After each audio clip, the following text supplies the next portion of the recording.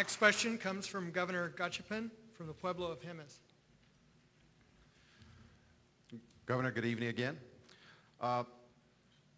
Governor, you've made a public announcement numerous times that you will elevate, and we just heard that again, the Indian affairs up to a cabinet level. And past presidents have pledged to have a federal government that looks America. Of course, you've heard the old saying before that looks can be deceiving. I hope that you can have a government that not only looks America, but feels and sounds like America. Other than the Assistant Secretary of Indian Affairs, none of these have ever been included in those promises. What steps will you take to ensure that Native Americans are considered for appointments at all federal levels or at all agencies? You need to look at my record. You know, a lot of politicians at all the debates, they say, well, here's my 8-point plan on getting out of the war, or my 8-point plan on energy independence and health care. Well, I've done it as a governor, as a cabinet secretary, a lot of the things that we talk about. Take my cabinet in New Mexico. I have had 2 Native Americans on my cabinet. I elevated the Department of Indian Affairs to cabinet level, the only department in America to have a cabinet level secretary. Benny Shendo is here. Conroy Chino, my Secretary of Labor, is here. And so what I think you have to look is deeds. This is what I would do. I would have Native Americans in my cabinet, and it doesn't just have to be the Secretary for Indian Affairs, which obviously should be a Native American. I may have others. I will also elevate the position of the Director of Indian Health Services way down in the bureaucracy. I would make the Indian Health Services Director an undersecretary in the department, an undersecretary. And then finally, I know you're on a time schedule. By the way, is that when it's red, does it mean I have to shut up? Is that the sign? Okay. All right. Well, and I will conclude with this. I do appointments of Native Americans on commissions and on cabinet level, not because, you know, I'm interested in tokenism, or I'm interested in getting the best people.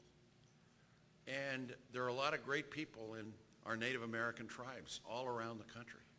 And you're going to see appointments, commissions, cabinet across the board, because I've always done it. That's why it's going to happen. Thank you, Governor.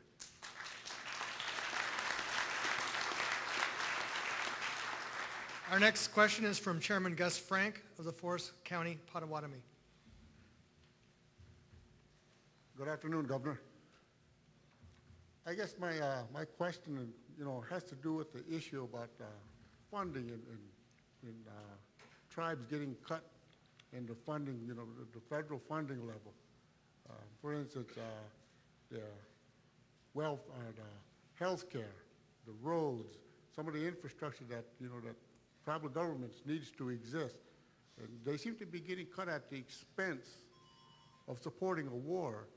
And we're the ones that, it kind of makes me feel like we're stepchildren here.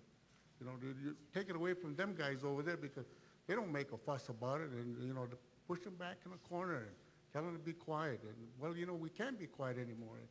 And I think that we need somebody to hear our issue and do something about it, not just hear it and tell us what we want to hear, but actually give us some encouragement that these issues would be addressed and needs being met. So I guess if you become the president, what is your plan that we can point to, say, some of our needs have been taken care of by the president, and he did back his word. Thank you. Well, as president, my main priorities will be to help the American people not get into a war that makes no sense. And I mean, we are now at about $460 billion that we spend in this war. $460 billion. That's discretionary spending. That's spending that could go into healthcare, education, infrastructure, training, a lot of the projects that involve our Native American people. And then within domestic spending, Native American people are always treated as not being as important as other groups and other parts of America.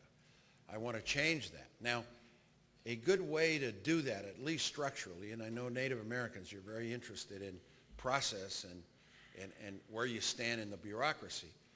Under my plan of elevating the Secretary of Indian Affairs to cabinet level, I would bring all of the issues that affect Native Americans in other departments, healthcare, housing, and bring them under an umbrella so that they have some strength. Because you just can't appoint a Secretary of Indian Affairs with nobody under that person. So you have to restructure the government. We have to go to Congress to make this happen. But it would mean that in the budget table, when they're arguing with the president over funds, and I've been at cabinet meetings where each department is fighting each other for funds, Native Americans will be at the table if I'm elected president.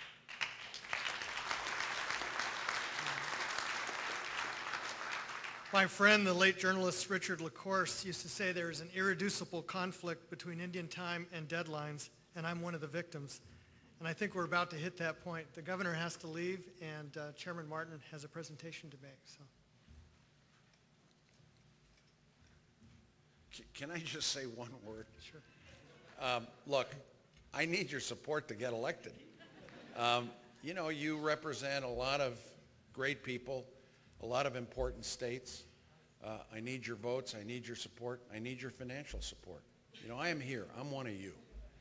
And there's no reason why I can't win. I can win. Ask Governor Dean. We're moving up in all the little states just like he was moving up. So we can win.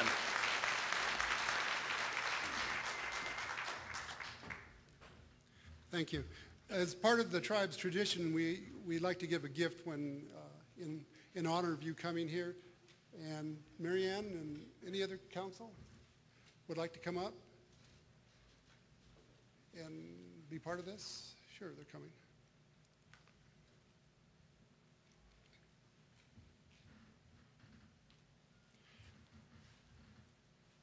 On this blanket is the tribe's logo. It's an ancient Cahuilla basket design, thunder and lightning, stands for empowerment and change.